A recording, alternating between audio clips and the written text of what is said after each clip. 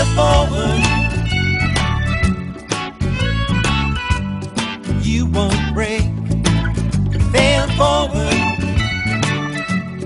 Crash and burn till it aches. Fail forward. As many times as it takes. Always try to make some new mistake. Hi, and welcome to another edition of Fail Forward with Father Stephen. That would be me. I'm Father Stephen. And tomorrow is the second Sunday of Lent. And I've been thinking about what it means to prepare ourselves during the season of Lent. It's not as complicated as it seems. We prepare ourselves with the truth. The truth is a good thing, whether it is glorious and lovely or discomforting and unlovely. So, I want to tell you a story. Several years ago, my family and I went camping. And my mother, who is an avid trout fisherman, went with us. And so we got to the site, and my sister and her husband are over there putting up their tent, and my kids are over there working on their tent. And it just so happened that I had a brand new tent, and my mom and I were putting it up. This is a true story. Typical of my ADHD ways, I got about 8 steps ahead of the directions and couldn't figure out how to build the new tent, and then finally did that terrible thing that men have to do sometimes, read the directions, and so I was like, oh, about 8 steps ago I missed this. So we had to dismantle 8 steps to rectify what I had missed. And while I was rolling my eyes at myself, my mother did something that I thought was fascinating. She lowered the register of her voice, and she did a caricature of my father. And she said, well, Stephen, you've got your... Now I have to stop right there because this is a family show. Leave it to, let's see, she quoted my father effectively saying that my cranium was lodged on the far side of my alimentary canal. Look it up, all right? If I had a nickel for every time my father said that to me, I would be a rich man.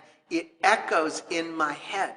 He said that to me so many times when I was growing up. So here I am now, trying to put up a tent. I'm an adult man, and my mother is pretending to be my father. She's doing a caricature of my father, saying those magic words to me. And I blushed, and I lowered my head in abject defeat and humility. And I looked up, and I said, for the record, my critique of my father, my struggles in my relationship with my father were never that he was technically incorrect. And then we both laughed until we almost fell down. The truth is like that. The truth is not as scary as it sounds. When you tell it, most times you just notice that you're absurd. And that's really funny. It's really funny to notice that you're absurd. That on a level of ego, on a level of just plain inertia or laziness, human beings are absurd. And when you tell the truth about that, you laugh. And when you laugh, the devil is pushed away.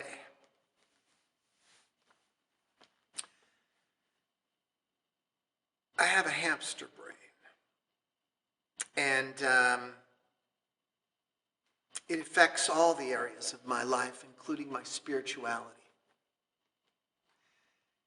And so recently, during Lent, a friend of mine alerted me to a scripture. Now, truth be known, I'd seen the scripture before, but this year I saw it in a new way. It's from Philippians, chapter 4, and it says this. Finally, beloved, whatever is true, whatever is honorable, whatever is just, whatever is pure, whatever is pleasing, whatever is commendable, if there is any excellence, and if there is anything worthy of praise, think about these things. And I read that scripture, and I saw my father, and I heard my father's magic words about my cranium, etc., etc. And I thought to myself that in Christianity there's more than one emphasis of spiritual discipline or traditions, right? And one of those traditions is called the apophatic tradition. Apophos in Greek means to empty, to empty. So apophatic spiritualities have to do with how we empty our head of thoughts, empty our hearts of feelings, and empty ourselves so that God has lots of room to move and wake up in us. They are beautiful traditions. In various churches, they are called centering prayer. In the East, they are simply called meditation. This notion of emptying myself. And if you could see me with my hamster brain and my ADHD ways, if you could see inside of me while I practice apophatic traditions, you would laugh because I'm hysterical. I can't do it. I can't do it. I've tried. I go to meditation classes and I and I sit and I take the deep breaths and I notice my breathing, and then I get all the thoughts out of my head, and the next thing I do is notice that there's no thoughts in my head, which in fact is another thought in my head, right? And it just loops around. It's nuts, this internal dialogue that won't stop.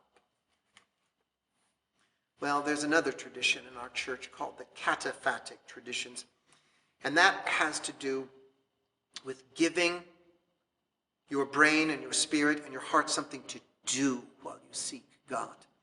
And these traditions have to do with devotions, reading scripture every day, sometimes saying the same prayer over and over and over again. It is still a form of meditation, but rather than meditating to empty, you meditate on one thing, the cataphatic traditions.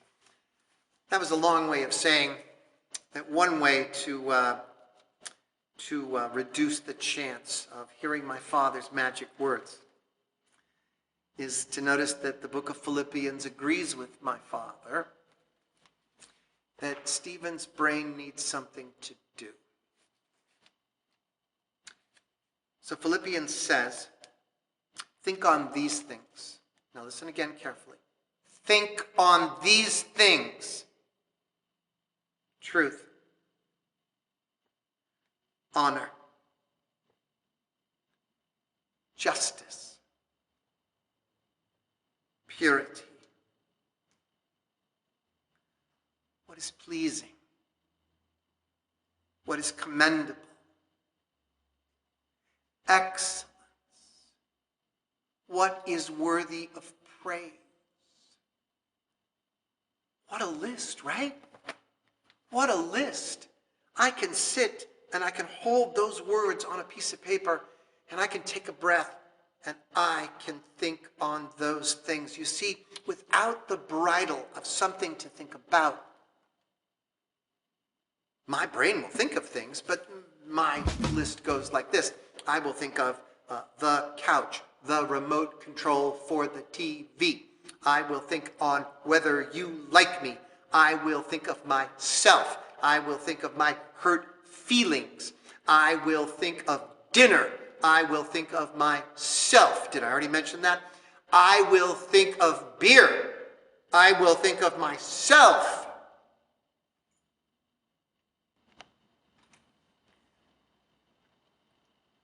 You see, most of us are a little spiritually ADHD. And the scripture is asking me to learn to pay attention. And it's giving me something to think about and something to do.